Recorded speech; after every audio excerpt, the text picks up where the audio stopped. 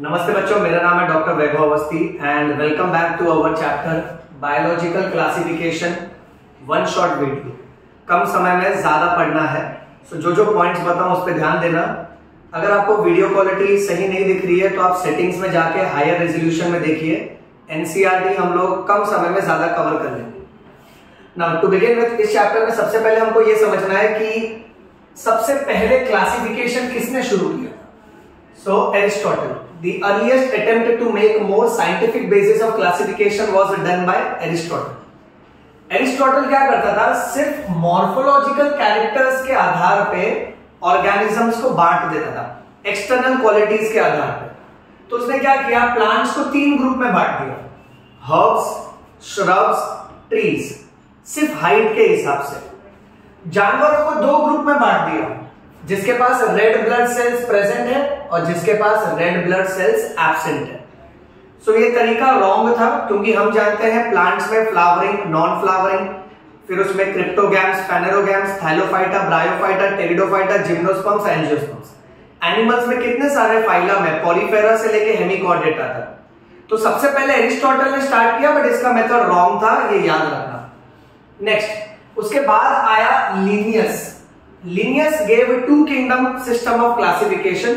इसने सारे ऑर्गेनिजम्स को 2 ग्रुप में डिवाइड किया, that is kingdom Plantae and kingdom animalia.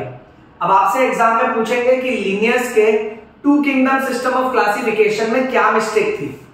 So mistake number 1, इस क्लासिफिकेशन के हिसाब से हम ये फर्क नहीं कर पा रहे थे कि कौन सा जानवर प्रोकैरियोटिक है और कौन सा यूकैरियोटिक है, यानी less developed cell and well developed cell.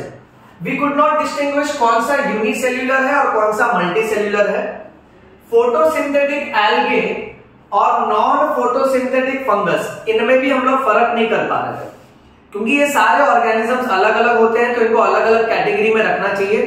But क्योंकि हमारे पास केवल 2 ही किंगडम था, तो सारे ऑर्गेनिजम्स को मिक्सअप कर दिया, तो हम इनमें डिस्टिंग्विश नहीं कर पा रहे थे। Next, large number of organisms who did not fall in either of the categories, they were not included. That means they were excluded. So बहुत सारे ऐसे जानवर थे जो ना ही पूरी तरह से प्लांट थे, ना ही पूरी तरह से एनिमल्स थे।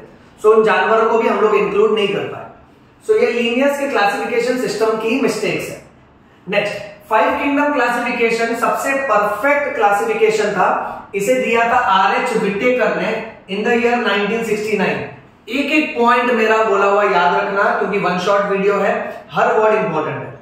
आर.एच. विटेकर ने 5 मेन क्राइटेरिया के आधार पे सारे जानवरों को डिवाइड किया। ये बाय हार्ट करना ये बहुत जरूरी है। So he classified organisms depending upon cell structure, body organisation, phylogenetic relationship. Phylogenetic relationship का मतलब होता है evolution relationship, mode of nutrition and reproduction. Cell structure, body organisation, evolutionary relationship, mode of nutrition, reproduction, इन qualities के आधार पे इसने अलग अलग ग्रुप बनाए और सारे जानवरों को 5 किंगडम में डिवाइड किया। Kingdom Monera, kingdom protista, kingdom fungi, kingdom Plantae, kingdom animalia. अब ये सब में एनसीईआरटी का टेबल है, इसमें आप याद रखना केवल मोनेरा जो है वो प्रोकैरियोटिक। So, क्योंकि ये प्रोकैरियोटिक है, इसलिए इसके पास वेल डेवलप्ड न्यूक्लियस नहीं है। सो न्यूक्लियर मेम्ब्रेन एब्सेंट है। बाकी सब देखो यूकैरियोटिक है और बाकी सब में न्यूक्लियर मेम्ब्रेन प्रेजेंट है। सो पहला और तीसरा पॉइंट हो गया। सेकंड पॉइंट, सेल वॉल के आधार पे आप देखो। सो मोनेरा के पास ऐसा सेल वॉल है जिसमें सेल्यूलोज नहीं है, नॉन सेल्यूलोजिक सेल वॉल। अब सेल्यूलोज नहीं है तो अंदर कौन सा मटेरियल होगा, तो उसमें पॉलीसेकेराइड्स और अमीनो एसिड्स है। प्रोटिस्टा में सेल वॉल कुछ ऑर्गेनिजम्स के पास है। फंगस का सेल वॉल काइटिन नाम के मटेरियल का बना है। आप इसे चिटिन भी बोल सकते हो, प्रोनाउंसिएशन ज्यादा इंपॉर्टेंट नहीं है, केवल आप है ना वर्ड पे ध्यान देना बेटा। नेक्स्ट, प्लांट्स का सेल वॉल सेल्यूलोज का बना है और एनिमल्स में सेल वॉल एब्सेंट होती है। बॉडी ऑर्गेनाइजेशन के हिसाब से मोनेरा बहुत गरीब किंगडम है, उसके पास सिर्फ सेल है। प्रोटिस्टा थोड़ा सा अमीर है, इसके पास भी सिर्फ सेल है, बट ये प्रोकैरियोटिक लेस डेवलप्ड सेल था, ये यूकैरियोटिक वेल डेवलप्ड सेल है। फंगस से थोड़ी अमीरी आना चालू हो गई, कुदरत ने इनको सेल भी दिया, लूज टिश्यू भी दिया। प्लांट्स को सेल भी दिया, टिश्यू भी दिया, ऑर्गन भी दिया, और एनिमल्स को सेल भी दिया, टिश्यू भी दिया, ऑर्गन भी दिया और ऑर्गन सिस्टम भी दिया। मोड ऑफ न्यूट्रिशन के हिसाब से अगर ये अपना खाना खुद बनाता है तो ये ऑटोट्रॉफिक है, और इसमें कुछ कुछ सेल्स ऐसे हैं जो हेटेरोट्रॉफिक होते हैं, यानी दूसरों पे डिपेंडेंट होते हैं खाने के लिए। अगर वो अपना खाना केमिकल की मदद से बनाता है तो कीमोसिंथेटिक, सनलाइट की मदद से बनाएगा तो फोटोसिंथेटिक। अगर ये डेड डीकंपोज्ड बॉडी पार्ट्स को खाता है तो सैप्रोफाइटिक, और अगर ये किसी होस्ट, किसी और जानवर को नुकसान पहुंचाता है तो पैरासाइटिक। सबसे बड़ा पॉइंट मोनेरा का ही है। मोनेरा ऑटोट्रॉफिक भी हो सकता है, हेटेरोट्रॉफिक भी हो सकता है, कीमोसिंथेटिक भी हो सकता है, फोटोसिंथेटिक भी हो सकता है। कुछ कुछ जानवर सैप्रोफाइटिक है तो इसमें कुछ कुछ ऑर्गेनिजम्स पैरासाइटिक है, सब याद रखना। प्रोटिस्टा ऑटोट्रॉफिक हुआ तो सिर्फ फोटोसिंथेटिक होगा, और हेटेरोट्रॉफिक भी हो सकता है। फंगाई, फंगाई सिर्फ और सिर्फ हेटेरोट्रॉफिक होता है, ये सड़ी हुई चीजें खाता है, सैप्रोफाइटिक, कभी कभी नुकसान भी पहुंचाता है सामने वाले को, पैरासाइटिक। ज्यादातर प्लांट्स ऑटोट्रॉफिक होते हैं, फोटोसिंथेटिक होते हैं, एक्सेप्ट आप इंसेक्टिवरस प्लांट देख लो जैसे Venus flytrap, Drosera. Okay, last जानवर जो होते हैं सबके सब हेटेरोट्रॉफिक होते हैं। The mode of nutrition is holozoic. Holozoic का मतलब होता है injection, that means intake of food. ये अपने खाने के टुकड़े को अपने मुंह के अंदर ले लेते हैं, फिर तोड़ते हैं, फिर केमिकल से डाइजेस्ट करते हैं। फंगस क्या करता है, अपने खाने के टुकड़े को पहले बाहर ही तोड़ देता है, फिर एब्जॉर्ब करता है। फंगस के लिए main style is absorption. Next, कुछ कुछ एनिमल्स डीकंपोजर्स भी होते हैं, डेड डीकंपोज्ड बॉडी पार्ट्स खाते हैं, तो आप उनको सैप्रोफाइटिक भी बोल सकते हैं। फिर अगला आपको क्वेश्चन आएगा कि डोमेन्स ऑफ लाइफ के हिसाब से कितने डोमेन्स हैं, तो याद रखना 3 डोमेन्स। इस कॉन्सेप्ट को दिया था कार्ल वूज ने। कार्ल वूज ने लिविंग ऑर्गेनिज्म को 3 ग्रुप में बांट दिया।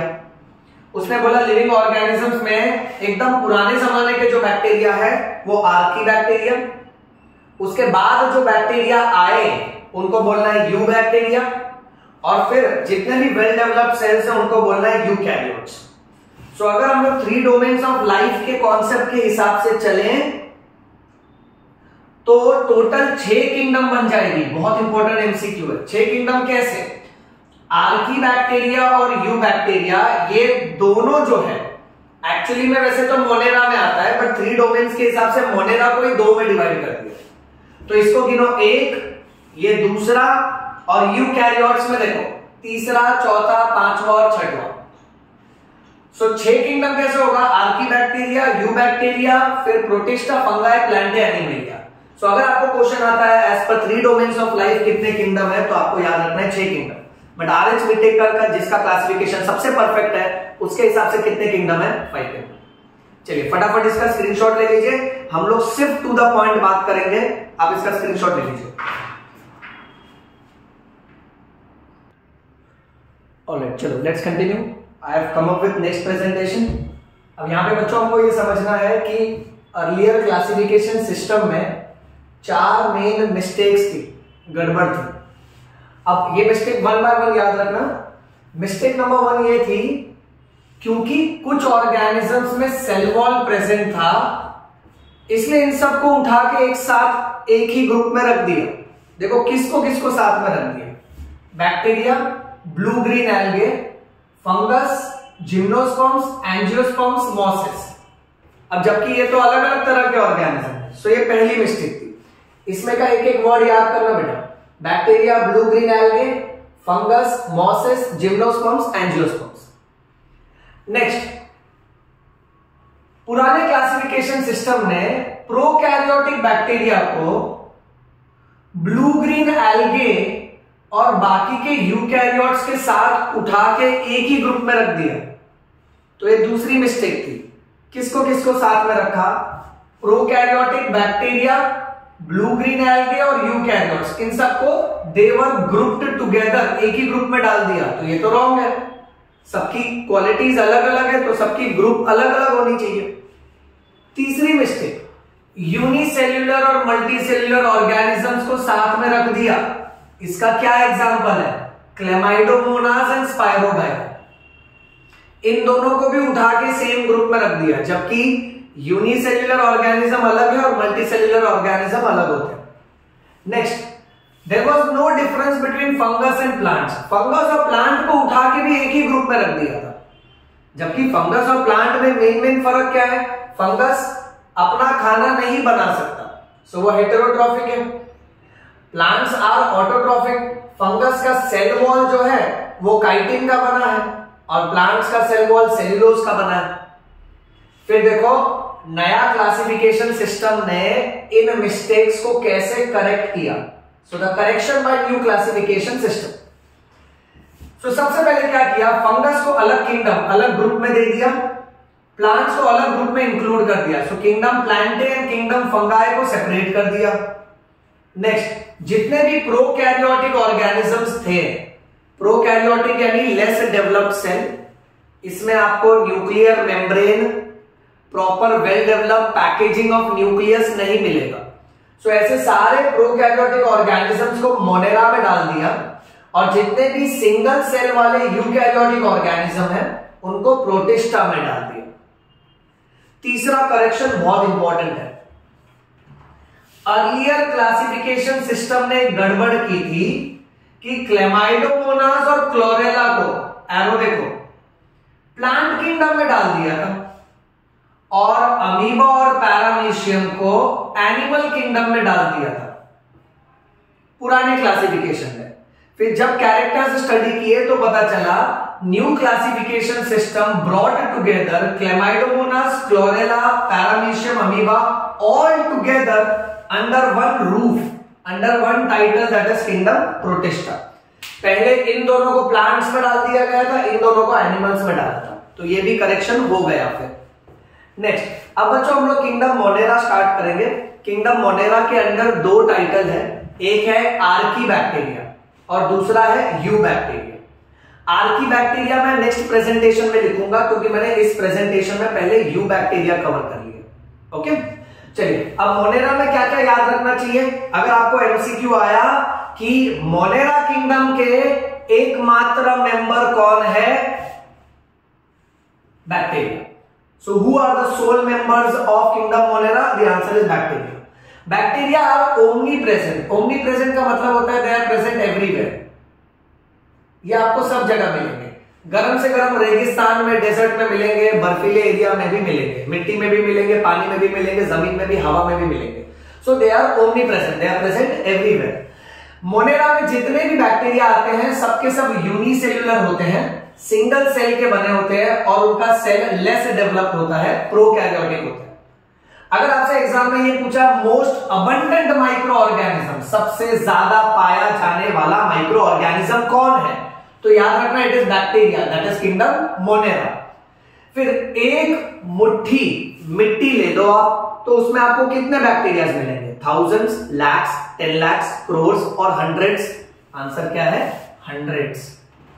नेक्स्ट, बहुत सारे बैक्टीरिया तो पैरासाइट होते हैं। अगर वो किसी जानवर के बॉडी के अंदर जाके अटैक कर रहे हैं तो एंडोपैरासाइट बोलना है, और अगर किसी जानवर के बॉडी के ऊपर ही, if they are living on the surface of the body, बाहर से अटैक कर रहे हैं तो उनको बोलना है एक्टोपैरासाइट्स।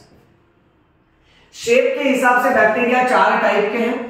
जो बैक्टीरिया स्फेरिकल शेप का है, गोल गोल है, उसे हम लोग कोकस बोलेंगे अगर वो एक है तो, और कोकाय बोलेंगे अगर वो बहुत सारा है तो। नेक्स्ट, जो बैक्टीरिया कॉमा शेप है, अगर वो सिंगल है तो विब्रियम बोलना और बहुत सारे हैं तो विब्रियो बोलना। जो बैक्टीरिया रॉड शेप का है उसे आप बैसिलस बोल सकते हो अगर वो एक है तो, और बहुत सारा है तो बैसिलाई। फिर जो बैक्टीरिया स्पाइरल शेप का है, अगर सिंगल एक ही बैक्टीरिया है तो स्पाइरिलम बोलना और बहुत सारा है तो स्पाइरिला बोलना। एनसीईआरटी के फोटो में रॉड शेप बैक्टीरिया के ऊपर ऐसा डॉट दिखाया है, इस डॉट को स्पोर बोलना है, ये बात याद रखना है। एनसीईआरटी की छोटी छोटी बात बहुत जरूरी है। नेक्स्ट, फिर एक ऐसा सेंटेंस दिया है कि बैक्टीरिया का स्ट्रक्चर बहुत सिंपल होता है बट उनका बिहेवियर बहुत कॉम्प्लेक्स होता है। बैक्टीरिया ऐसा जानवर है जिसके पास मोस्ट एक्सटेंसिव मेटाबॉलिक एक्टिविटी है। Metabolism is catabolism plus anabolism. जहां catabolism means to break, anabolism means to make. Next, you bacteria का दूसरा नाम क्या है? यू बैक्टीरिया का दूसरा नाम है ट्रू बैक्टीरिया। इसमें कितने बैक्टीरिया इंक्लूडेड है? हंड्रेड्स है कि थाउजेंड्स है? सो याद रखना थाउजेंड्स है। एक मुट्ठी मिट्टी में कितने बैक्टीरिया है? तो यहां हमने आंसर देखा था हंड्रेड्स। सो यहां हंड्रेड्स है, यहां थाउजेंड्स है। ये छोटे छोटे पॉइंट पे ध्यान देना बच्चों, बहुत इंपॉर्टेंट है। यू बैक्टीरिया का सेल वॉल बहुत कड़क है, तो रिजिड सेल वॉल। अगर वो मूव कर सकता है तो मोटाई, और मोटाई है तो उसके पास क्या होगा? फ्लैजेलम। नेक्स्ट, साइनोबैक्टीरिया जिसका दूसरा नाम है blue green algae, it has chlorophyll a similar to, it is similar to the chlorophyll a which is present in green plants, इसीलिए ये भी फोटोसिंथेटिक होते हैं। ये सब के सब सिंगल सेल के बने हैं, यूनिसेल्युलर है। अगर कॉलोनीज में, झुंड में, ग्रुप में रहते हैं तो कॉलोनियल बोलना है, और अगर इनका बॉडी ऐसे पट्टी जैसा है, फिलामेंट जैसा, तो इनको फिलामेंटस बोलना है। फ्रेश वाटर में भी मिलेंगे, नमक वाले पानी में, मरीन वाटर में भी मिलेंगे, जमीन पे भी मिलेंगे। नेक्स्ट, इनके कॉलोनीज के आजू बाजू में जो कवरिंग होती है उसे बोलना है जेलेटिनस शीट। अब बच्चों पहले मैं आपको एक डायग्राम दिखा दूं एनसीईआरटी का। देखो, आप हर एक डायग्राम मैं बोर्ड पे नहीं ड्रॉ कर पाऊंगा, साधारण सा टीचर हूं, साधारण सी सुविधा के साथ, बट असाधारण सी इच्छा रखता हूं कि मेरे बच्चे कुछ बड़ा करे जिंदगी में। तो बच्चों मैं एनसीईआरटी के डायग्राम्स बीच बीच में फ्लैश करते जाऊंगा जो आपको याद रखना है। अब जैसे एनसीईआरटी में सबसे पहले हम लोग ये वाला का डायग्राम देखें। आ जाओ भाई। हाँ, ये डायग्राम फिगर 2.2, इसमें हमको दिखाया गया है नॉस्टॉक। आप देख लीजिए। अब नॉस्टॉक की जो कवरिंग है इसमें, इस कवरिंग को डायग्राम में म्यूसिलेजिनस शीट बोला है, और थियरी में यहां उसे जेलेटिनस शीट बोला है। तो ये ध्यान रखना, अगर डायग्राम में आता है तो इसे म्यूसिलेजिनस शीट का नेमिंग देना है। थियरी में आता है colonial forms are surrounded by, तो वहां जेलेटिनस शीट मार्क करना। दूसरा, बीच बीच में पर्पल वाले एरियाज है। अब सारे डायग्राम आप इमेजिन करो कि आपको कलर ब्लाइंडनेस हो गया है, क्योंकि नीट में सारे डायग्राम्स ब्लैक एंड व्हाइट आएंगे। सो जो बीच बीच वाले एरिया है उसको बोलना है हेटेरोसिस्ट। हेटेरोसिस्ट इनके बॉडी का स्पेशल सेल होता है जिसकी मदद से ये नाइट्रोजन फिक्सेशन कर पाते हैं। इसका एग्जांपल है नॉस्टॉक एंड एनाबेइना। अब ये दोनों साइनोबैक्टीरिया का एग्जांपल है, याद रखना। साइनो यानी नॉस्टॉक का नो, एनाबेइना का ना। इंग्लिश में नो बोलो, हिंदी में ना बोलो, सेम होता है। सो साइनोबैक्टीरिया का एग्जांपल ऐसे याद रखना, नॉस्टॉक एंड एनाबेइना। ये ज्यादातर वहां धूम मचाते हैं जहां पे वाटर पोल्यूशन बहुत ज्यादा होता है। तो हमने सुना है एल्गल ब्लूम। एल्गल ब्लूम यानी थोड़े से पानी में ग्रो होते हैं, और अगर उधर वाटर पोल्यूशन है तो बहुत तेजी से फैलने लगते हैं काफी लंबे एरिया तक। That is called as algal bloom. Next, बहुत सारे कीमोसिंथेटिक ऑटोट्रॉफिक बैक्टीरिया ऐसे हैं जो नाइट्राइट्स, नाइट्रेट्स और अमोनिया को ऑक्सीडाइज करके एनर्जी रिलीज करते हैं, और उस एनर्जी की मदद से ये एटीपी प्रोडक्शन करते हैं। फिर अगर आपको एमसीक्यू आया कि रीसाइक्लिंग ऑफ न्यूट्रिएंट्स में कौन से न्यूट्रिएंट्स का रीसाइक्लिंग करके देते हैं, ये सब के सब मोनेरा, तो शॉर्ट ट्रिक याद रखना, पिंस, यानी phosphorus, iron, nitrogen, sulphur. I repeat, phosphorus, iron, nitrogen, sulphur. One shot video है, फटाफट ध्यान देने का और एक एक वर्ड याद कर लेने का। ये एनसीईआरटी निचोड़ के पढ़ा रहा हूं मैं तुमको, ठीक है। नेक्स्ट, हेटेरोट्रॉफिक बैक्टीरिया बहुत ज्यादा पाए जाते हैं। They are heterotrophic bacteria which are most abundant, यानी जो बैक्टीरिया अपना खाना खुद बना सकते हैं वो कम होते हैं, जो हेटेरोट्रॉफिक होते हैं वो काफी ज्यादा होते हैं। Majority of these bacterias are very important decomposers, body को सड़ा देते हैं। कुछ कुछ दही बनाने के काम आते हैं, कुछ कुछ एंटीबायोटिक बनाने के काम आते हैं, और कुछ कुछ नाइट्रोजन फिक्सेशन करके देते हैं, वो भी लेग्यूमिनस प्लांट्स के अंदर, लेग्यूम्स के अंदर, जैसे मूंग, मटकी, चना, ये सब हो गया। स्प्राउट्स जो होते हैं उसको लेग्यूम्स बोलते हैं। अगर आपसे नीट में पूछा कौन सी बीमारी बैक्टीरिया की वजह से होती है, तो याद रखना टीसी। अब जो टिकट चेक करता है तो वैसे याद रखो, रेलवे प्लेटफॉर्म पे 2 टीसी देख के मैं बीमार हो गया, सो बीमार से बैक्टीरियल डिजीज, टीसी में है। पहले टीसी से याद रखना टेटनस और कॉलेरा, दूसरे टीसी से याद रखना टाइफॉइड और सिट्रस कैंकर। नेक्स्ट, बैक्टीरिया 3 तरीके से बच्चा पैदा करेगा। रिप्रोडक्शन का 3 तरीका है। नंबर 1, मेनली तो ये रिप्रोड्यूस करता है फिशन से। जैसे आपने बाइनरी फिशन पढ़ा है, एक ऑर्गेनिज्म टूट जाता है 2 organism, so that is fission. अगर आजू बाजू का माहौल अनसुटेबल रहा, अनफेवरेबल रहा, तो वो डस्ट लाइक पार्टिकल्स बनाता है जिसे बोलते हैं स्पोर फॉर्मेशन। बहुत से बैक्टीरिया सेक्सुअल रिप्रोडक्शन भी कर सकते हैं प्राचीन टेक्निक को फॉलो करके, जहां पे वो डीएनए ट्रांसफर करते हैं एक बैक्टीरिया से दूसरे बैक्टीरिया। जैसे हम इंसानों में सेक्सुअल रिप्रोडक्शन होता है जहां पे पेरेंट्स का डीएनए हमारे जनरेशन में ट्रांसफर होता है। सो बैक्टीरिया के रिप्रोडक्शन के 3 मेथड हो गए, फिशन हो गया, अनफेवरेबल मेथड रहा तो स्पोर फॉर्मेशन और सेक्सुअल रिप्रोडक्शन। माइकोप्लाज्मा पे भर भर के मल्टीपल चॉइस क्वेश्चन आता है। माइकोप्लाज्मा के पास सेल वॉल नहीं होती है, इसको जिंदा रहने के लिए ऑक्सीजन नहीं चाहिए, एनेरोबिक है, ये स्मॉलेस्ट लिविंग सेल है और ये ज्यादातर बीमारी पैदा करता है। बीमारी पैदा करता है यानी पैथोजेनिक है। किसमें? प्लांट्स और एनिमल्स में। चलिए इसका स्क्रीनशॉट ले लो, फिर मैं तुमको पढ़ाता हूं आर्कीबैक्टीरिया और फिर चलेंगे प्रोटिस्टा पे।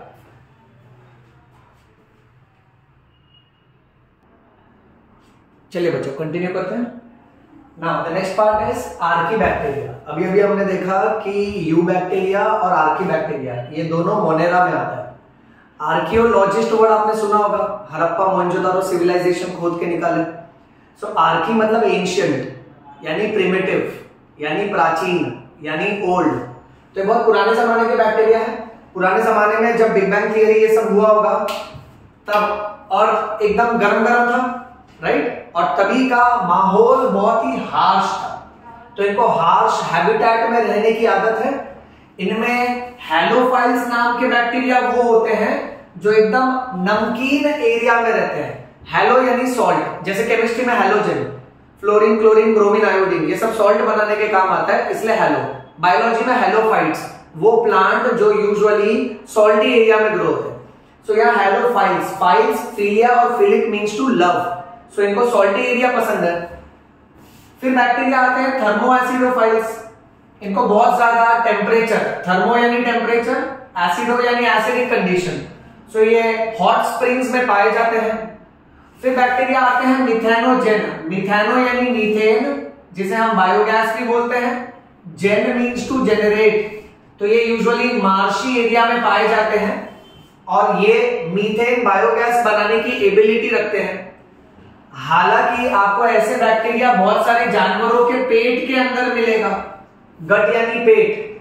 कौन से जानवर के अंदर? Ruminant animals like cow and buffalo. Cow और बफेलो रूमिनेंट होते हैं, ये खाना निगल लेते हैं, फिर खाने को वापस से मुंह में लाके चबा सकते हैं। सो ऐसे जानवरों के पेट के अंदर मिथेनोजेन नाम के बैक्टीरिया होते हैं, इसलिए ये जानवर जब स्टूल पास करते हैं, वेस्ट प्रोडक्ट्स पास करते हैं, सो वही काउडंग से मीथेन बनता है। मीथेन यानी बायोगैस, इसलिए गांव में बायोगैस को कहते हैं गोबर गैस।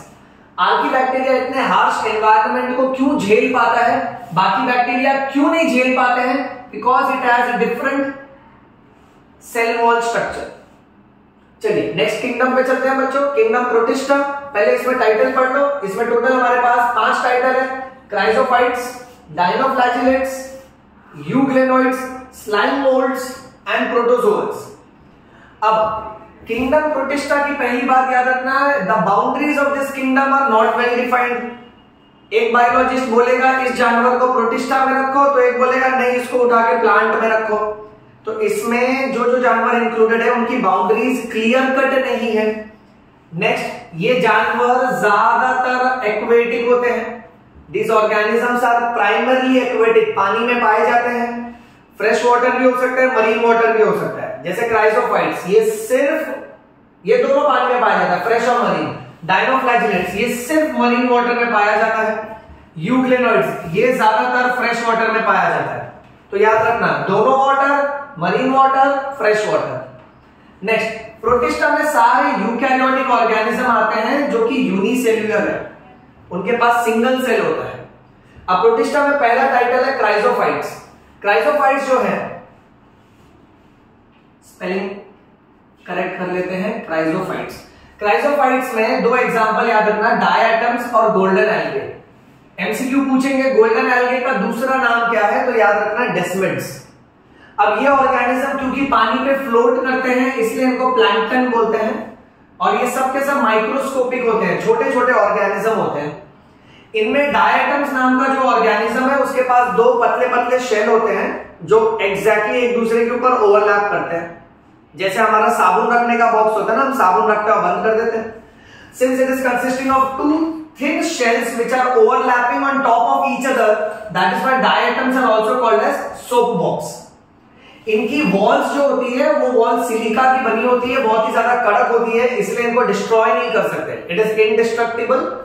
और अगर इनके सेल वॉल पानी के अंदर जमा हो गए, अक्यूमुलेट हो गए, डिपॉजिट हो गए, बिलियंस ऑफ ईयर्स के बाद ये वहां पे एक कड़क लैंड एरिया बना देता है जिसे कहते हैं डायटोनेशियस अर्थ।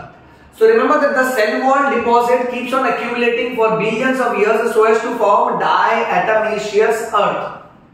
क्योंकि ये रफ होता है, ग्रिटी होता है, इसलिए इसके दो यूजेस हैं।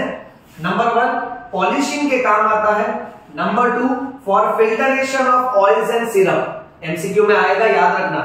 मेरा पढ़ाया हुआ कोई भी पॉइंट अगर आपको एमसीक्यू में आए, आप कमेंट सेक्शन पे आके मुझे वापस से इन्फॉर्म करना, we will remain connected with it बेटा।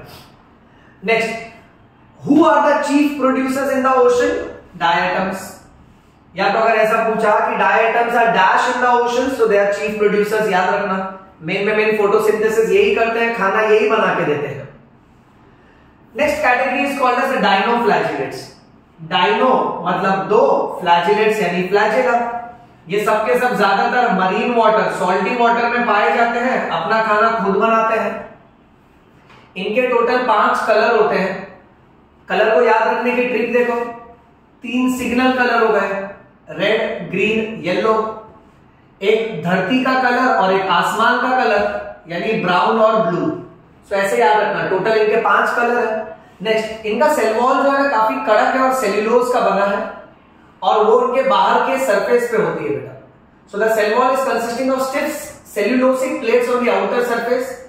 2 फ्लैजिला है इनके पास। जैसे मान लो सपोज आपके पास 2 बेल्ट है, एक बेल्ट को आप क्या करते हो, अपने कंधे पे डाल लेते हो, तो बेल्ट आपके कंधे से होते हुए आपके पैर तक जा रहा है, तो ये लॉन्जिट्यूडनल फ्लैजिला हो गया। और एक बेल्ट को आप कमर में बांध लेते हो तो ये ट्रांसवर्स हो गया। सो इनके पास 2 फ्लैजिला है, एक लंबा लंबा है length wise, that is longitudinal, और दूसरा जो ट्रांसवर्स है, सो इनके साइड में ऐसी गैप होती है, फरो होती है, तो उसमें वो लपेट लेता है। ओके, अब ये चीज हम लोग डायग्राम के तौर पे देख लेते हैं फटाफट। नीट में डायग्राम वाले क्वेश्चन भी आते हैं। सो यहां हमको दिखाया जा रहा है टोटल 4 ऑर्गेनिज्म। पहला ऑर्गेनिज्म देखो, ये डाइनोफ्लैजिलेट है, लंबा फ्लैजिला, लॉन्जिट्यूडनल, और जो लपेट लेगा फरो में वो। दूसरा ऑर्गेनिज्म जो हमको दिखाया जा रहा है वो यूग्लेना है। तीसरा ऑर्गेनिज्म ऐसा फैला हुआ है जिसमें डॉट डॉट है, वो स्लाइम मोल्ड है। और चौथा ऑर्गेनिज्म है पैरामीशियम। पैरामीशियम में 2 न्यूक्लियस होते हैं, एक मेगा न्यूक्लियस और एक माइक्रो न्यूक्लियस। और पैरामीशियम के आजू बाजू में बहुत सारे हेयर लाइक स्ट्रक्चर है जिसे सीलिया बोलते हैं। चारों फोटो को इमेजिन करो कि ये ब्लैक एंड व्हाइट फोटो है। याद रखना, एनसीईआरटी की बाल में से खाल निकालता है नीट एग्जाम। एक एक छोटे छोटे पॉइंट बहुत इंपॉर्टेंट है। नेक्स्ट, रेड कलर के जो डाइनोफ्लैजिलेट्स होते हैं उसका एग्जांपल है गोनियाउलेक्स। गोनियाउलेक्स जब मल्टीपल रैपिड सेल डिवीजन करवाता है, वो भी सी के अंदर, तो सी का पानी लाल हो जाता है जिसे रेड टाइड्स बोलते हैं। अब अगर एमसीक्यू में रैपिड के बदले स्लो आ गया तो सेंटेंस गलत हो जाएगा। नीट में ऐसे बहुत सारे क्वेश्चन आते हैं जहां फंसाते हैं, which of the following statement is correct, which of the following statement is incorrect, उसमें फंसाएंगे, संभालना बेटा। नेक्स्ट, इनमें से जो टॉक्सिन निकलता है, it kills large number of fishes. Another title is euglenoids. Euglenoids के पास 2 फ्लैजिला होता है, एक लंबा होता है और एक छोटा फ्लैजिला होता है। ये मोस्टली फ्रेश वाटर में पाए जाते हैं, वो भी वैसे पानी में जो बहता नहीं है, केवल एक जगह पे जमा हो जाता है। Such accumulated water is called as stagnant water. इनके पास सेल वॉल नहीं है, instead of cell wall they have a protein rich layer which is called as pellicle, and pellicle makes their body flexible. ये photosynthetic भी होते हैं plants की तरह और हेटेरोट्रॉफिक भी होते हैं एनिमल्स की तरह। सनलाइट मिला तो खाना खुद बनाएंगे, if they are deprived of sunlight, अगर उनको सनलाइट नहीं दिया आपने तो वो खाना आजू बाजू से बंदोबस्त कर लेंगे। इनके जो फोटोसिंथेटिक पिगमेंट्स होते हैं, it is similar to photosynthetic pigments of higher plant. Euglenoids का कॉमन एग्जांपल यूग्लेना, बहुत ही आसान सा था, याद रखना, फोटो खींच लेना, बाद में रिवाइज कर लेना, ठीक है। स्लाइम मोल्ड्स, स्लाइम मोल्ड्स में जितने भी प्रोटिस्टा आते हैं सबके सब डीकंपोजर्स होते हैं, इसलिए इनको सैप्रोफाइटिक प्रोटिस्ट बोलते हैं।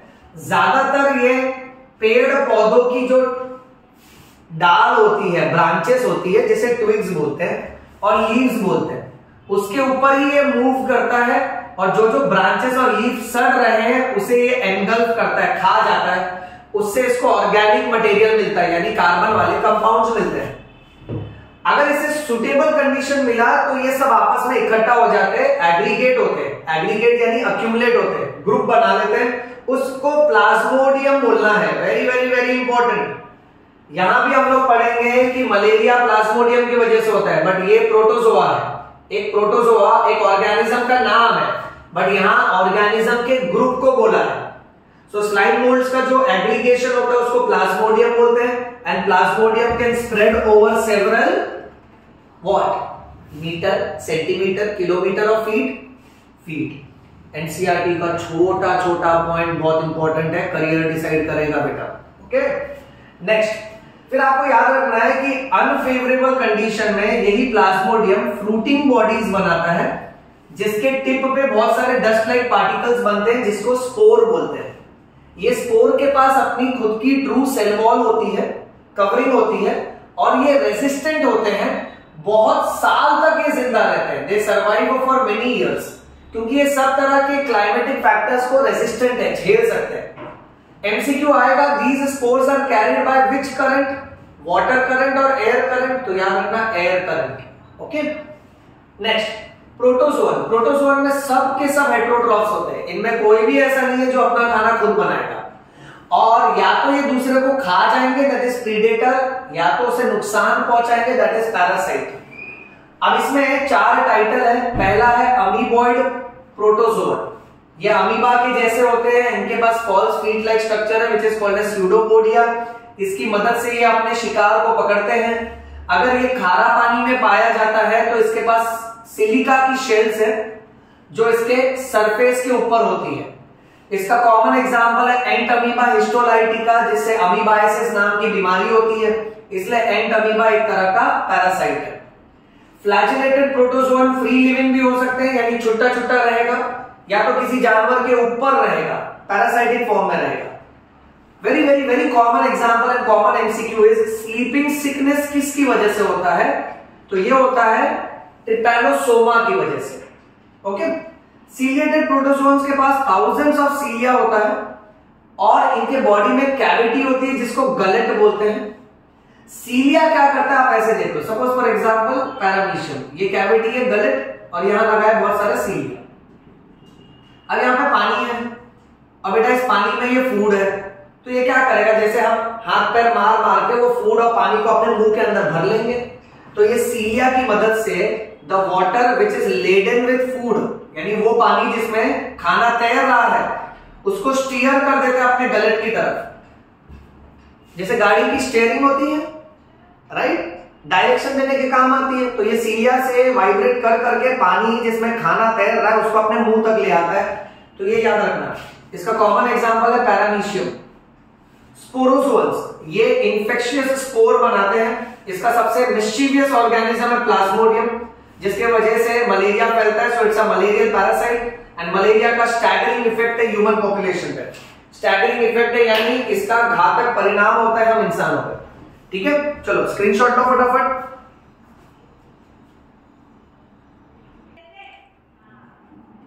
ऑलराइट, चलो बच्चों कंटिन्यू करते हैं। अभी हम लोग फंगस के बारे में पढ़ेंगे। मैंने प्रेजेंटेशन बना दिया है इसका, टू द पॉइंट बात करेंगे, बट पहले फोटो देख ले। एनसीईआरटी में फोटो है, देखो ऐसी जो फोटो है पहले थोड़ी धुंधली धुंधली सी, दैट इज म्यूकर, याद रखना, that is Mucor. Second photo जिसमें से स्टॉक और ऊपर बॉल लाइक स्ट्रक्चर दिख रहा है, that is Aspergillus. And the third photo जो मशरूम की तरह है, दैट इज अगैरिकस। सो मां याद रखो, MAA, म्यूकर, एस्परगिलस और अगैरिकस। चलिए शुरू करते हैं। अब फंगस के बारे में पहली बात समझ लो कि फंगस होते हैं कॉस्मोपॉलिटन। कॉस्मोपॉलिटन यानी आपको सब जगह दिखेंगे, they are very easily found. Next, mushroom भी एक तरह का फंगस है, टोडस्टूल्स भी एक तरह का फंगस है। मस्टर्ड लीफ को अटैक करने वाले फंगस की वजह से उस पे व्हाइट स्पॉट आ जाते हैं। तो आपसे पूछेंगे कि मस्टर्ड लीफ पे अगर फंगस ने अटैक किया तो कौन से कलर का स्पॉट आएगा, तो याद रखना व्हाइट स्पॉट। या तो ऐसे पूछेंगे कि व्हाइट स्पॉट फंगस की वजह से कौन से लीफ पे आता है, तो मस्टर्ड। ओके, यूनिसेल्युलर फंगस का एग्जांपल है यीस्ट, जो आपको ब्रेड भी बना के देता है, बियर भी बना के देता है। आपको पता होना चाहिए यीस्ट का दूसरा नाम है सैकेरोमाइसिस सेरेविसेई। जब वो ब्रेड बना के देता है तो उसे बेकर्स यीस्ट बोलते हैं, क्योंकि ब्रेड जो है वो बेकरी में बनता है, वैसे याद रखो। और जब वो बियर बना के देता है, अल्कोहल बना के देता है, तो उसे ब्रूअर्स यीस्ट बोलते हैं, जिसका दूसरा नाम है सैकेरोमाइसिस सेरेविसेई। प्यूसिनिया नाम की बीमारी वीट क्रॉप में होती है, और ये इसलिए होती है क्योंकि वीट क्रॉप को रस्ट नाम का फंगस अटैक करता है। So wheat rust causing Puccinia disease. याद रखना, हमको एंटीबायोटिक मिली पेनिसिलियम नाम के फंगस है। एंटीबायोटिक का नाम रखा था पेनिसिलिन, बट फंगस का नाम है पेनिसिलियम। याद रखना, फंगस यूजुअली वार्म और ह्यूमिड प्लेसेस में ग्रो होता है। अब वार्म के बदले अगर कोल्ड आ गया तो सेंटेंस पलट जाएगा बेटा। सो वार्म और ह्यूमिड प्लेसेस में ज्यादातर के दिखेगा आपको। फंगस की बॉडी में ऐसी बहुत सारी पतली पतली पट्टी होती है। This thread like structure is called as hyphae. ऐसे बहुत सारे हाइफे का अगर झुंड ग्रुप आ जाए, सो ग्रुप और network of hyphae is called as mycelium. कोई कोई हाइफे तो देखो ऐसे कंटिन्यूस ट्यूब की तरह होते हैं, और उसके अंदर ऐसे बहुत सारे न्यूक्लियस होते हैं। So if the hyphae is a continuous tube with multi nucleated condition, ऐसे हाइफे को बोलना है सिनोसाइटिक हाइफे। क्या बोलना है? Coenocytic hyphae. हाइफे के अंदर, यहां देखो, इस हाइफे के अंदर ऐसा पार्टीशन है, तो इसे बोलना है सेप्टेट हाइफे। इसमें खाली न्यूक्लियस है, पार्टीशन नहीं है। इसमें देखो पार्टीशन भी है, न्यूक्लियस भी है। सो इसमें कोई पार्टीशन नहीं है, तो स्ट्रेट ट्यूब है, तो इसे बोलना है एसेप्टेट हाइफे, क्योंकि सेप्टा का मतलब होता है पार्टीशन, और you can call it as cross walls. Next, fungus का जो सेल वॉल है वो काइटिन नाम के मटेरियल का बना है और पॉलीसेकेराइड्स का बना है। फंगस अगर किसी जीवित ऑर्गेनिज्म को अटैक करता है तो पैरासाइटिक है। डेड सबस्ट्रेट को अगर खाता है तो वो सैप्रोफाइटिक फंगस है। और अगर किसी ऑर्गेनिज्म का फायदा करवा के देता है तो वो सिम्बायोट है। सिम्बायोटिक फंगस का एग्जांपल है लाइकेंस, जहां पे एल्गे और फंगस साथ में रहते हैं, एक दूसरे की मदद करते हैं। ऐसा रिश्ता जहां दोनों का फायदा हो रहा है, इसे म्यूचुअलिज्म बोलते हैं। जब सनलाइट होती है तो एल्गे एक तरह का प्लांट है, वो फोटोसिंथेसिस करके देता है, और जब सनलाइट नहीं होती है तो फंगस आजू बाजू से न्यूट्रिशन अवेलेबल करवा के देता है। दोनों एक दूसरे की हेल्प कर रहे हैं, सपोर्ट कर रहे हैं। माइकोरिजा, माइकोरिजा एक ऐसा फंगस है जो रूट्स में पाया जाता है। ये प्लांट को नाइट्रोजन कैच करके देता है, बदले में प्लांट इसको रहने के लिए शेल्टर और न्यूट्रिशन देता है। सो माइकोरिजा और लाइकेंस दोनों सिम्बायोटिक है, क्योंकि ये सामने वाले का भी फायदा करवा के देते हैं। नेक्स्ट, फंगस के रिप्रोडक्शन का 3 स्टाइल है। जब वो वेजिटेटिव मेथड से रिप्रोड्यूस करेगा तब वो या तो फ्रैगमेंटेशन कर देगा। फ्रैगमेंटेशन आपने स्पाइरोगाइरा में देखा होगा कि एक पूरी सी पट्टी है, वो छोटी छोटी 2 फ्रैगमेंट्स में ब्रेक हो जाती है। फिशन, फिशन जैसे कि आपने बाइनरी फिशन देखा होगा कि एक पूरा सेल 2 पार्ट में स्प्लिट होता है। ओके, बडिंग, बडिंग में या तो वो एक आउटग्रोथ या तो स्वेलिंग बनाएगा। जैसे सपोज ये एक फंगस है, उसने एक स्वेलिंग बना दी, this is called as bud. Asexual reproduction में ये डस्ट लाइक पार्टिकल्स बनाता है, जिसे स्पोर्स बोलते हैं। फंगस के एसेक्सुअल स्पोर्स को कोनिडिया भी बोलते हैं, इसे जूस्पोर्स भी बोलते हैं, इसे स्पोरेंजियोस्पोर्स भी बोलते हैं। याद रखना बेटा, एसेक्सुअल रिप्रोडक्शन में फंगस स्पोर बनाता है। स्पोर यानी डस्ट लाइक पार्टिकल। वो डस्ट लाइक पार्टिकल जहां सेटल हो जाएगा वहां से नया फंगस आ जाएगा। सो अब ये डस्ट लाइक पार्टिकल में कोई मेल फीमेल तो नहीं है, इसलिए asexual, because it is involving no gender. So इसे स्पोर, कोनिडिया, जूस्पोर या स्पोरेंजियोस्पोर्स बोल सकते हैं।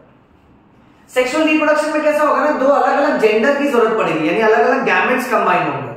सो जो सेक्सुअल स्पोर्स हैं उसे oospores बोल सकते हो, एस्कोस्पोर्स बोल सकते हो और बेसिडियोस्पोर्स बोल सकते हो।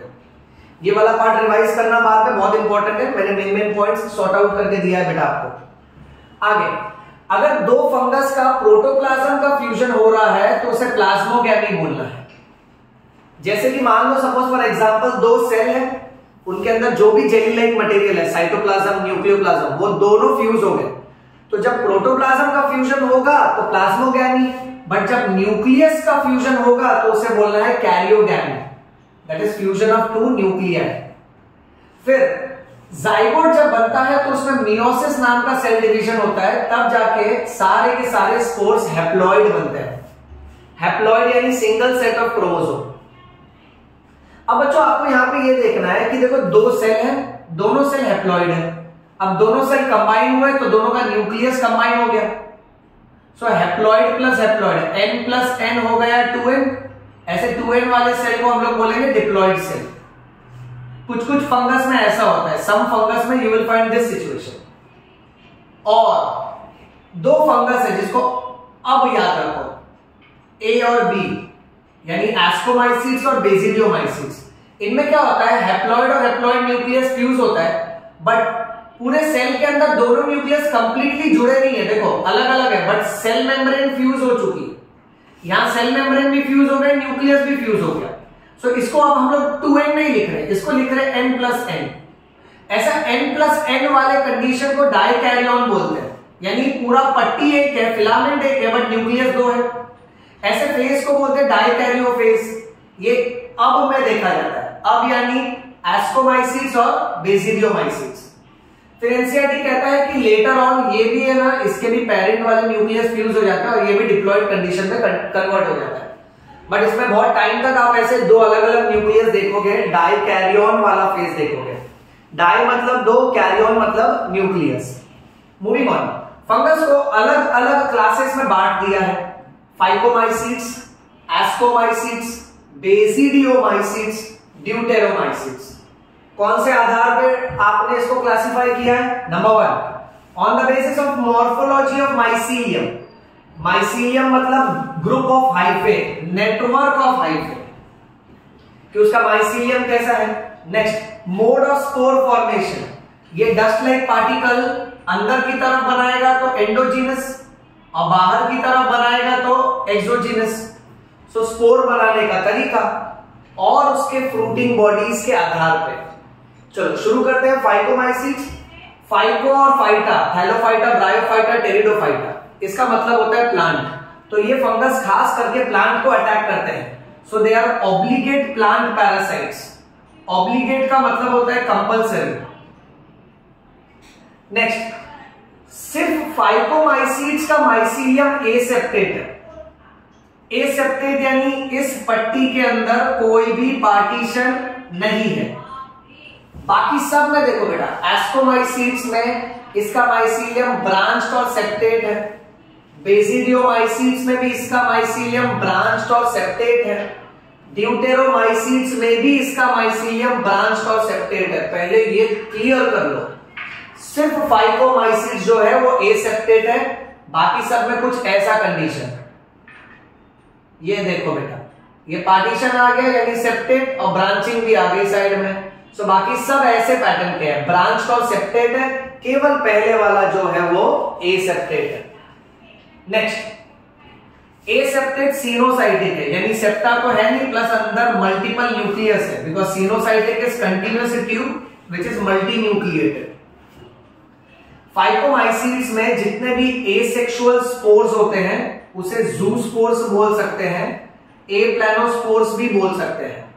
ऐसे याद रखना, जू में जानवर होते हैं, zoology study of animals, so zoospores are motile and aplanospores are non motile.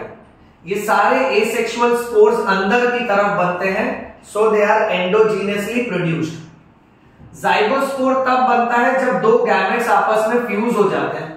अब सोचो बेटा, ये मेल गैमेट, ये फीमेल गैमेट, दोनों का साइज अगर सेम होगा तो it is called as isogamous. अब सपोज दोनों का साइज अगर अलग अलग होगा, so you will call it as anisogamous. But अगर फीमेल गैमेट का साइज बड़ा है और मेल गैमेट का साइज छोटा है, तो उसे बोलना है oogamous। सो यहाँ पे गैमेट के 3 टाइप है, आइसोगैमस, एनाइसोगैमस, oogamous।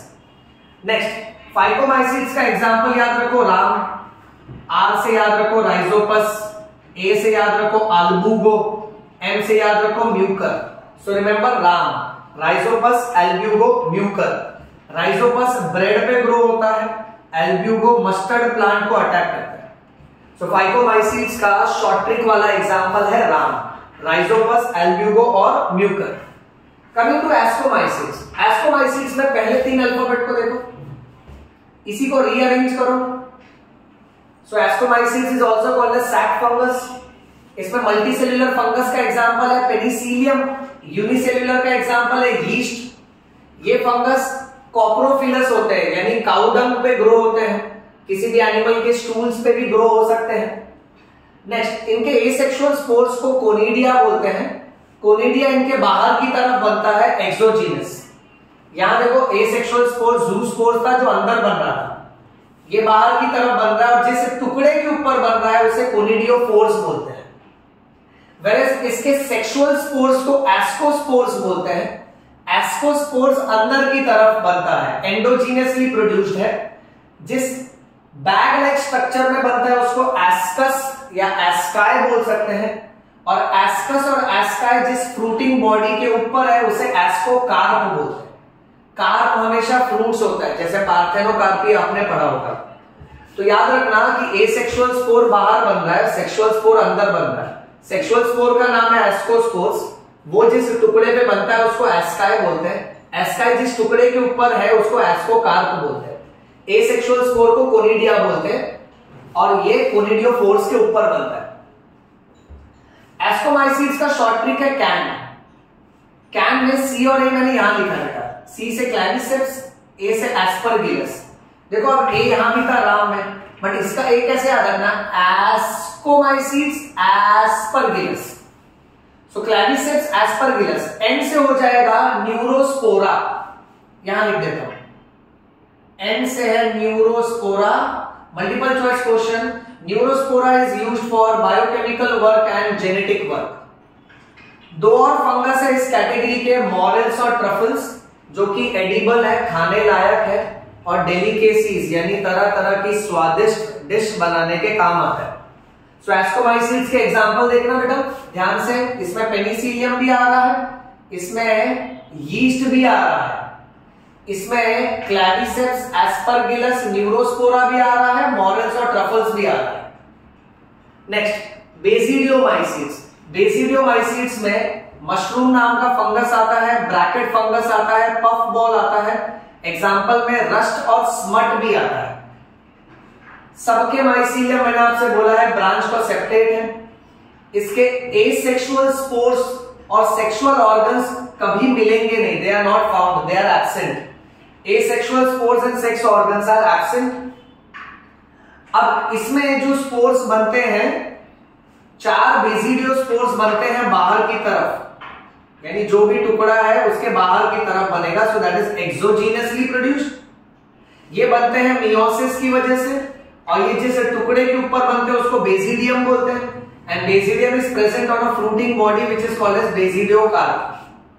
तो इसको ऐसे याद रखो जैसे कि एस्कोस्पोर्स एस्कस पे बना, एस्कस जिसके ऊपर है वो एस्कोकार्प है, उसी तरह से बेसिडियोस्पोर्स बेसिडियम पे बना, और ये जिसके ऊपर प्रेजेंट है उसे बेसिडियोकार्प बोलते हैं। इसका एग्जांपल में पाव याद रखो, जैसे वड़ा पाव, समोसा पाव, भाजी पाव। सो पाव याद रखो। पी से आ जाएगा प्यूसिनिया जिसका नाम है रस्ट, ए से आ जाएगा अगैलिकस जिसका दूसरा नाम है मशरूम, यू से आ जाएगा यूस्टिलैगो जिसका दूसरा नाम है स्मट। चलो एग्जांपल करो मेरे साथ। यहां राम था बेटा, राइजोपस, एल्ब्यूगो, म्यूकर। यहां पर कैन है, क्लैविसेप्स, एस्परगिलस और न्यूरोस्पोरा। यहां पर पाव है, प्यूसिनिया, एगैरिकस, यूस्टिलैगो। प्यूसिनिया का दूसरा नाम है रस्ट, एगैरिकस का दूसरा नाम है मशरूम, और यूस्टिलैगो का दूसरा नाम है स्मट। लास्ट ड्यूटेरोमाइसीट्स, इसको इम्परफेक्ट फंगस बोलते हैं। क्योंकि हमको इसका केवल एसेक्सुअल और वेजिटेटिव फेज मालूम है, इसका सेक्सुअल स्टेजेस डिस्कवर नहीं हुआ है, इसकी इंफॉर्मेशन इनकम्प्लीट जैसी है, तो बचे कुछ इनकम्प्लीट इंफॉर्मेशन वालों को यहां प्लेस करते हैं। अगर इनकी इंफॉर्मेशन कंप्लीट हो जाती है, इन फंगस में अगर आपको सेक्सुअल स्टेज मिल जाता है, तो फिर उठा के उसको एप्रोप्रिएट टाइटल में रख देते हैं, या तो एस्कोमाइसिट्स में रख देते हैं या तो बेसिडियोमाइसिट्स में रख देते हैं।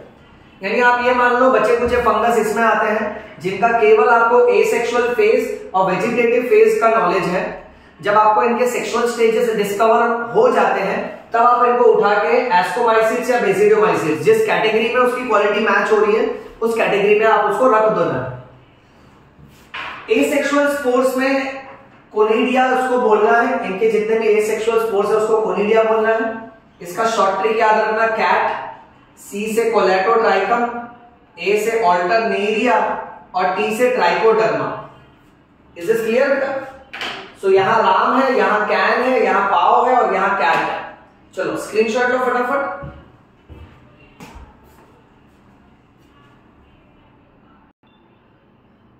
ऑलराइट, चलो बच्चों कंटिन्यू करें। अभी नेक्स्ट टाइटल प्लांट किंगडम का है। प्लांट किंगडम का तो अलग ही चैप्टर है, उसके लिए हम अलग से लेक्चर बनाएंगे, बट इस वाले चैप्टर में प्लांट किंगडम का छोटा सा इंफॉर्मेशन दिया हुआ है। हमसे ये कहा गया है कि प्लांट किंगडम में सबके सब यूकैरियोटिक क्लोरोफिल कंटेनिंग ऑर्गेनिजम्स आते हैं। सेकेंड, प्लांट किंगडम में आप याद रखो कि जो प्लांट अपना खाना खुद बना सकते हैं वो ऑटोट्रॉफिक, और जो इंसेक्ट्स को खाते हैं वो इंसेक्टिवरस। इंसेक्टिवरस प्लांट का एग्जांपल है ब्लैडर वॉर्ट और Venus fly trap.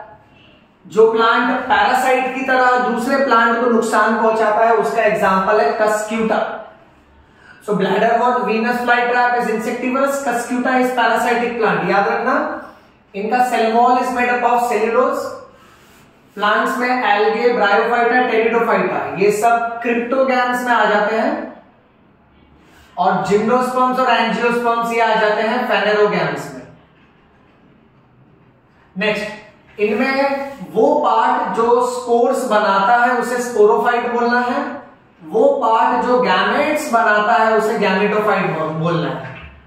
Sporophyte spores बनाएगा, स्पोर्स से गैमेटोफाइट बनेगा, गैमेटोफाइट गैमेट्स बनाएगा, गैमेट्स कंबाइन होकर स्पोरोफाइट बनाएंगे।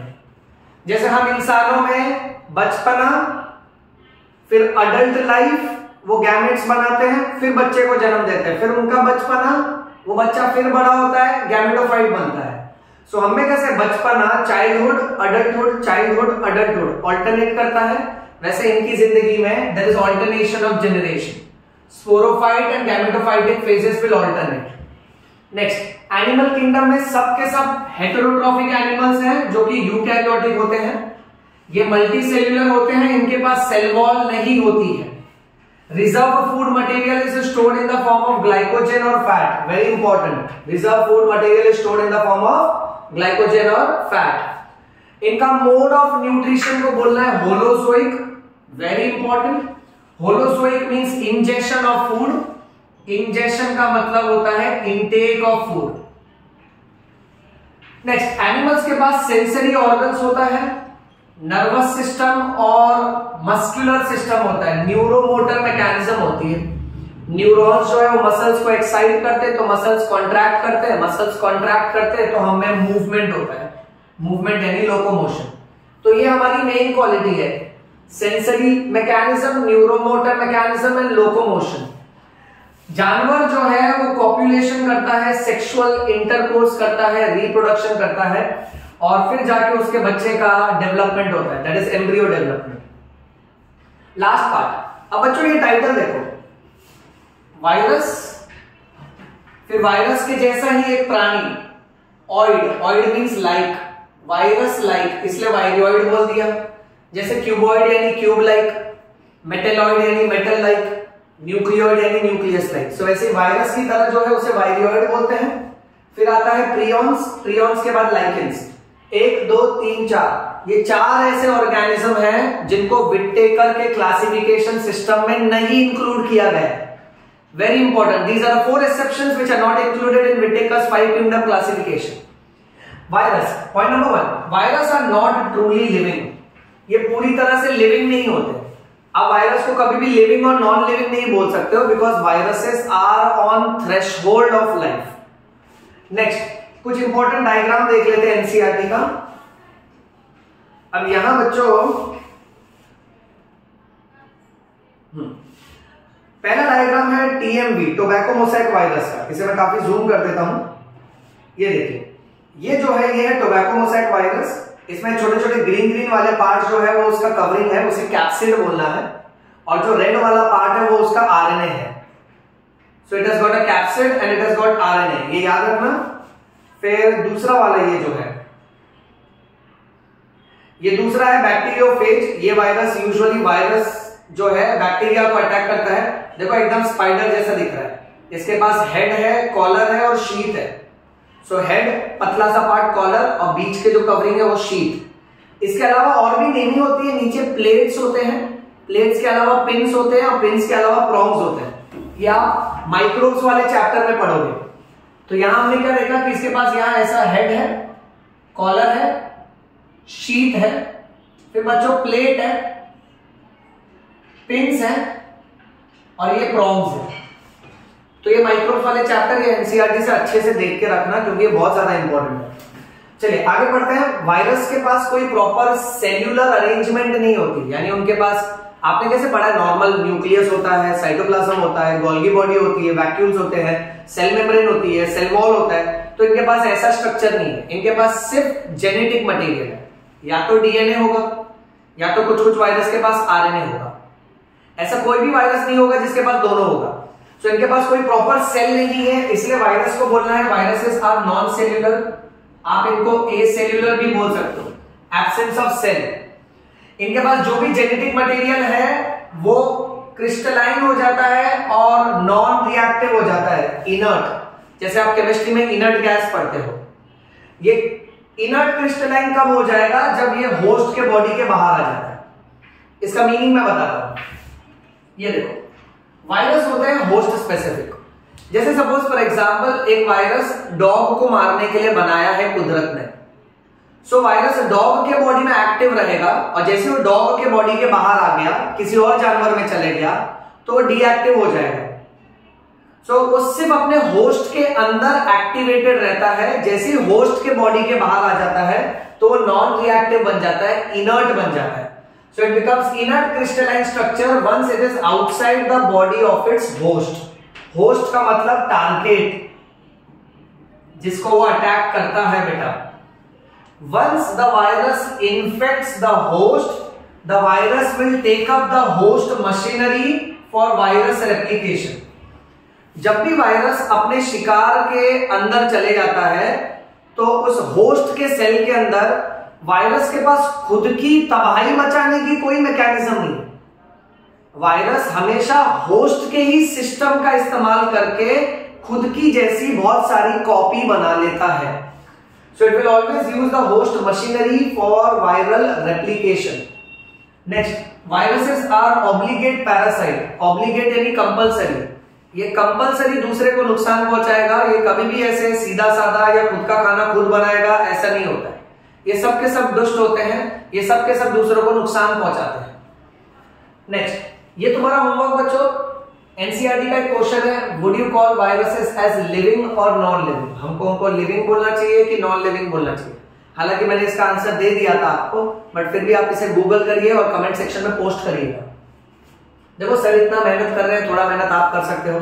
एक वन शॉट वीडियो बनाने के लिए इतने सारे पॉइंट्स मैनेज करना, लिखना, उसे कंटिन्यूअस बोलना, अरेंजमेंट करना थोड़ा मुश्किल हो जाता है। तो मेरा साथ दीजिएगा, हम लोग साथ में मिलकर नीट क्रैक करेंगे बच्चों। Okay, I will help you the best, but आप भी थोड़ा थोड़ा फाइंड करिए और रिवाइज करिए। नेक्स्ट, वायरस जो वर्ड है, the word virus means venom, यानी जहर, जहरीला पानी। सो अगर एमसीक्यू में पूछा the word virus means what, तो याद रखना वेनम और पॉइजनस फ्लूइड। 1892 में एक साइंटिस्ट था जिसका नाम था डिमिट्री आइवेनॉव्स्की। इसने देखा कि टोबैको प्लांट में एक बीमारी हो रही है जिसे कहते हैं टोबैको मोसैक डिजीज। और ये बीमारी एक ऐसे ऑर्गेनिज्म की वजह से हो रही है जो कि बैक्टीरिया भी नहीं है, फंगस भी नहीं है, अलग ही माइक्रो ऑर्गेनिज्म। तब से इसका दिमाग चलने लगा कि ये कॉजेटिव एजेंट कौन है। ऐसा कौन सा जंतु है जिसकी वजह से टोबैको प्लांट में टोबैको मोसैक डिजीज हो गई है?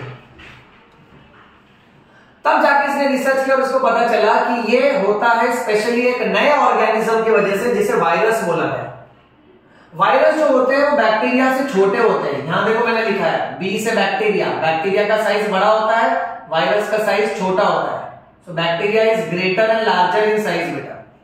तो अगर मैं मान लो एक ऐसा फिल्टर पेपर ले लेता हूं या फिल्टर मेम्ब्रेन ले लेता हूं जो बैक्टीरिया को फिल्टर कर सकता है, यानी अगर मैंने उसमें से बैक्टीरिया डाल दिया सो फिल्टर मेम्ब्रेन के एक एक होल बैक्टीरिया की साइज से छोटे होते हैं, तो बैक्टीरिया उसके आर पार नहीं जा पाएगा, तो बैक्टीरिया को फिल्टर कर लेता है। इसलिए हम लोग ऐसे फिल्टर वाले मास्क बनाते हैं ताकि हवा में कोई बैक्टीरिया है तो उसके आर पार आके मेरे नाक में, मेरे रेस्पिरेटरी सिस्टम में नहीं जाएगा। जैसे मान लो सपोज फॉर एग्जांपल मैं एक टिश्यू पेपर ले लेता हूं और मिट्टी का पानी उसके ऊपर डाल देता हूं तो पानी निकल जाएगा, मिट्टी रह जाएगा, क्योंकि मिट्टी का पार्टिकल बड़े साइज का है, टिश्यू पेपर में जो होल है वो छोटे साइज का है। उसी तरह से अगर मैं एक बैक्टीरियल फिल्टर लेता हूं और उसमें से बैक्टीरिया और वायरस दोनों को डालता हूं तो बैक्टीरिया अटक जाएगा, क्योंकि बैक्टीरिया बड़े बड़े साइज का है। जैसे मिट्टी अटक जाती है और पानी निकल जाता है आर पार, तो वायरस आर पार निकल जाएगा, because viruses are smaller than bacteria and bacteria proof filter से वायरस आर पार निकल जाएगा, virus can pass through. Next short trick याद रखो, बीएमडब्ल्यू, यानी एक साइंटिस्ट है एमडब्ल्यू बी, बी से बीजेरी नेक, बीजेरी नेक एमडब्ल्यू 1898 में इसने इन ऑर्गेनिज्म को वायरस नाम दिया था, यानी वायरस का नामकरण किया बीएमडब्ल्यू ने, एमडब्ल्यू बीजेरी नेक, याद रखो। इसने टोबैको प्लांट से, बीमार वाले टोबैको प्लांट से एक पानी निकाला और बोला देखो गारंटी इसमें वायरस है, अगर इसमें वायरस है तो मैं इस पानी को एक हेल्दी प्लांट में डाल देता हूं तो वो भी बीमार हो जाएगा। तो उसने जो पानी निकाला उसको एक्सट्रैक्ट बोला। This extract from diseased tobacco plant can infect other healthy tobacco plant. फिर उसने बोला कि ये पानी को हम लोग बोलेंगे contagium vivum fluidum, that means infectious living fluid. बहुत इंपॉर्टेंट है, आपसे एग्जाम में पूछा जाएगा कंटेजियम वाइवम फ्लूइडम किसने बोला था, तो याद रखना BMW, BMW 3 alphabets, contagium vivum fluid 3 words, इसका मीनिंग है इन्फेक्शियस लिविंग फ्लूइड। 1935 में एक साइंटिस्ट आए जिनका नाम था WM स्टैनली, इन्होंने वायरस को सबसे पहली बार क्रिस्टलाइज किया था, याद रखना। और इन्होंने ये देखा कि ये क्रिस्टल्स के अंदर बहुत सारे प्रोटीन्स होते हैं और ये वायरस के प्रोटीन वाले केमिकल अगर अपने होस्ट के शरीर के बाहर हैं तो ये शांत हो जाते हैं, नॉन रिएक्टिव हो जाते हैं, so they are inert outside the body of host.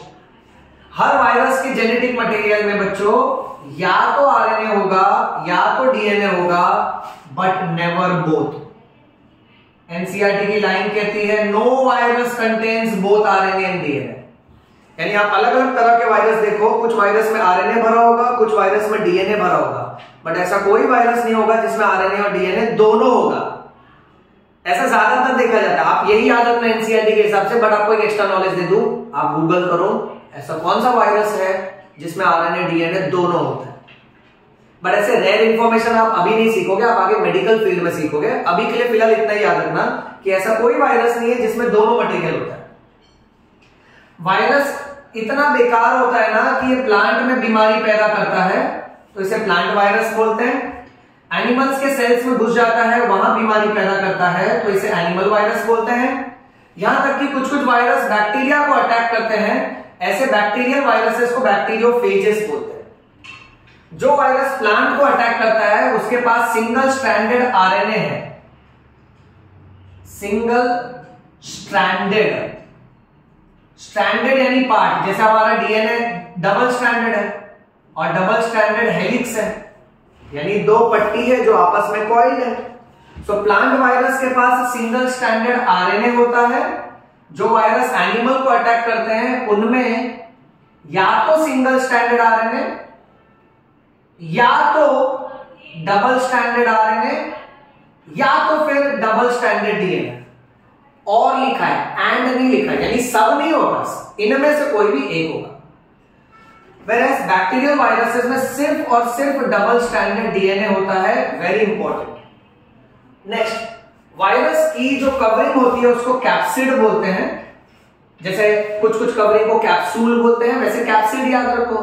Capsid के अंदर छोटे छोटे टुकड़े होते हैं, जैसे दीवार जो है ईंट की बनी होती है, वैसे ही कैप्सिड जो है it is made up of small unit which is called as capsomere. Capsomere का शेप कैसा हो सकता है? हेलिकल, पॉलीहेड्रल, हेलिकल यानी कॉइल्ड, पॉलीहेड्रल यानी मल्टीपल सरफेस वाला। So it can have helical, polyhedral, geometric forms. इंसान में कुछ कुछ बीमारी जो वायरस की वजह से होती है, नंबर 1 मम्स। आजकल इसका बहुत इन्फेक्शन चल रहा है, सलाइवरी ग्लैंड में सूजन आ जाती है तो ऐसा गाल सूज जाता है, एक साइड दोनों साइड हो सकता है, इसे पैरोटिडाइटिस भी बोलते हैं। फिर स्मॉल पॉक्स नाम की बीमारी, जहां बॉडी में बहुत सारी छोटी छोटी फोड़ी आ जाती थी, अब तो स्मॉल पॉक्स पूरी तरह से इरेडिकेट हो चुका है क्योंकि एडवर्ड जेनर ने उसके खिलाफ वैक्सीन बनाई थी। हर्पीस, हर्पीस को हम लोग हिंदी में नागिन बोलते हैं। आप पता लगाओ, कमेंट सेक्शन में मुझे बताओ कि इसको नागिन क्यों बोलते हैं और इससे रिलेटेड क्या क्या अफवाह है बाहर समाज में। जबकि हर्पीस एक वायरल इंफेक्शन है जहां पे न्यूरॉन्स के अलोंग, कोर्स के अलोंग इंफेक्शन होता है, फोड़ी आती है और ये दवाई से ठीक हो जाता है। हर्पीस में कुछ टाइप ऐसे हैं जो दवाई से ठीक नहीं होते। साधारण सा फ्लू जैसा इंफेक्शन, इसे कहते हैं इन्फ्लुएंजा। इन्फ्लुएंजा में क्या होता है? पेशेंट को बहुत छींक आती है, बदन दर्द होता है, बुखार होता है। हर्पीस में शरीर के ऊपर दाने आने लगते हैं, फोड़ी आने लगती है और उस पर बहुत जलन होने लगती है। गूगल पे उसका इमेज देखना, कमेंट सेक्शन में पोस्ट करना हर्पीस के बारे में बेटा। प्लांट वायरल डिजीज, कुछ कुछ प्लांट्स में बीमारी वायरस की वजह से होती है। जैसे एक बीमारी है जिसका नाम है मोसैक फॉर्मेशन, एक बीमारी है जिसमें लीफ है ना रोल होने लगती है, कर्ल होने लगती है, leaf rolling and leaf curling, yellowing and when clearing. और कोई कोई प्लांट में अगर वायरस घुस गया तो उनकी हाइट छोटी ही रह जाती है, इसे ड्वार्फिंग और स्टंटेड ग्रोथ बोलते हैं। मोसैक फॉर्मेशन क्या है कमेंट सेक्शन में बताना बेटा, ओके। हालांकि एग्जाम में आपसे ये नहीं पूछेंगे कि मोसैक फॉर्मेशन क्या है, आपको केवल इतना याद रखना है कि मोसैक फॉर्मेशन प्लांट की बीमारी है, इंसान की बीमारी नहीं है। नेक्स्ट, वायरॉइड्स को 1971 में टी.ओ. डीनर नाम के साइंटिस्ट ने ढूंढा था। उसने देखा कि वायरॉइड्स वायरस से छोटे होते हैं, इनके पास केवल आरएनए होता है, ऐसा कोई वायरॉइड नहीं है जिसके पास डीएनए होगा। यहां तो हमने देखा कि कुछ कुछ वायरस के पास आरएनए हो सकता है, कुछ कुछ के पास डीएनए भी हो सकता है, बट वायरॉइड्स में सिर्फ और सिर्फ आरएनए होता है। इनके आरएनए का मॉलिक्यूलर वेट बहुत कम होता है बेटा, low molecular weight. Viroids mostly इंसानों को बीमार नहीं करते, प्लांट को ज्यादा बीमार करते हैं, so they are plant pathogen. एक बीमारी है जिसका नाम है पीएसटीडी, पोटैटो स्पिंडल ट्यूबर डिजीज, और इनके पास किसी भी तरह का प्रोटीन का कवरिंग नहीं होता है, किसी भी तरह की कैप्सिड नहीं होती है। जैसा कि वायरस में प्रोटीन की कवरिंग होती है, इनके पास कोई प्रोटीन की कवरिंग नहीं होती। नेक्स्ट, फिर आता है प्रियॉन्स, इसको लिखते हैं प्रायॉन्स, बट इसको पढ़ना ऐसे प्रियॉन्स। सोचो प्रियॉन्स, ये सब तो फिर भी जंतु हैं, जैसे फंगस हो गया, बैक्टीरिया हो गया, अमीबा हो गया, वायरस हो गया, वायरॉइड्स हो गया, बट प्रियॉन्स कोई जंतु नहीं है, कोई माइक्रो ऑर्गेनिज्म नहीं है, केवल एक एबनॉर्मली फोल्डेड प्रोटीन है। और ये प्रोटीन अगर आपके बॉडी में घुस गया ना, अगर इस प्रोटीन से आपको इंफेक्शन हो गया तो सीधा ये आपके नर्वस सिस्टम को अटैक करेगा, because it causes neurological diseases. Cow में एक बीमारी पैदा करता है जिसका नाम है BSE, बोविन spongiform encephalopathy. बोविन spongiform encephalopathy ऐसी बीमारी है जहां पे ब्रेन के न्यूरॉन से डिस्ट्रॉय हो जाते हैं। इसको लोकल लैंग्वेज में हम लोग कहते हैं मैड काउ डिजीज, यानी ये काऊ फिर पागल हो जाएंगे। इंसानों में प्रियॉन्स की वजह से एक बीमारी होती है CJD, सीआर जैकब डिजीज इसका फुल फॉर्म है। इनफैक्ट एनसीईआरटी में ये लिखा नहीं है, मैं जानता हूं, बट मैं चाहता हूं आप इसको फाइंड आउट करो। सीआर का भी क्या फुल फॉर्म है कमेंट सेक्शन में बताना, और इस बीमारी के बारे में थोड़ा डिटेलिंग में कमेंट सेक्शन में बताना, extra knowledge. But exam related मैं आपको बता देता हूं, सीआर जैकब डिजीज इंसानों की बीमारी है जो प्रियॉन्स की वजह से होती है। आखिरी टॉपिक है लाइकेंस। लाइकेंस सिम्बायोटिक होते हैं। लाइकेंस के अंदर जो एल्गे वाला टुकड़ा है उसको फाइकोबायोन्ट बोलना है, और जो फंगस वाला टुकड़ा है उसको माइकोबायोन्ट बोलना है। एल्गे और फंगस देखो दोनों अलग अलग कास्ट के हैं, बट दोनों ने शादी कर ली। अब दोनों एक दूसरे को सपोर्ट कर रहे हैं, दोनों का रहने का तरीका अलग अलग है, बट दोनों आपस में एक दूसरे का फायदा करवा रहे हैं। ऐसा सच्चा रिलेशनशिप को आपको बोलना है symbiotic relationship. Algae plant category का है, तो ये क्या करता है, एल्गे खाना बना के फंगस को देता है और उसको जीवित रखता है। फंगस बदले में रहने के लिए शेल्टर देता है एल्गे को और मिनरल्स एब्जॉर्ब करके देता है। सो ये इसका फायदा करवा रहा है और ये भी इसका फायदा करवा रहा है। Lichens are very good pollution indicators. जिस जिस जगह पे बहुत ज्यादा पोल्यूशन है वहां लाइकेंस ग्रो नहीं होते। जैसे अगर मैं आपसे कहूं दिल्ली में पोल्यूशन बहुत ज्यादा है, यानी दिल्ली में आपको लाइकेंस इतना देखने नहीं मिलेंगे, और अगर किसी शहर में बहुत ज्यादा आप लाइकेंस देख पा रहे हो तो वहां पे पोल्यूशन कम है। ये समझा बच्चों? चलो ठीक है, तो आज के लेक्चर में हम यहाँ स्टॉप करते हैं। आई होप आपको ये वन शॉट वीडियो काम में आया होगा। आप कमेंट सेक्शन में मुझे जरूर बताइएगा, क्योंकि ये लिख लिख के समझाना, कंटिन्यूस बोलना बहुत मुश्किल हो जाता है। बट आई होप दैट कि आप स्टूडेंट्स ही मेरी इस मेहनत को समझोगे अच्छे से और आप इससे इंस्पायर होकर और ज्यादा मेहनत करोगे ताकि आप डॉक्टर बन सको। इसका स्क्रीनशॉट ले लीजिएगा अच्छे से, और हो सके तो या तो इसके नोट्स बना लो या तो स्क्रीनशॉट से ही रीड कर लो या एनसीईआरटी पढ़ लो। ओके, हालांकि ये एनसीईआरटी का रिप्लेसमेंट जैसे ही है, क्योंकि मैंने इसमें सारे पॉइंट्स अच्छे से समराइज करके रखे हैं। इसी उम्मीद के साथ आपसे मिलूंगा नेक्स्ट क्लास में। तब तक के लिए जय हिंद।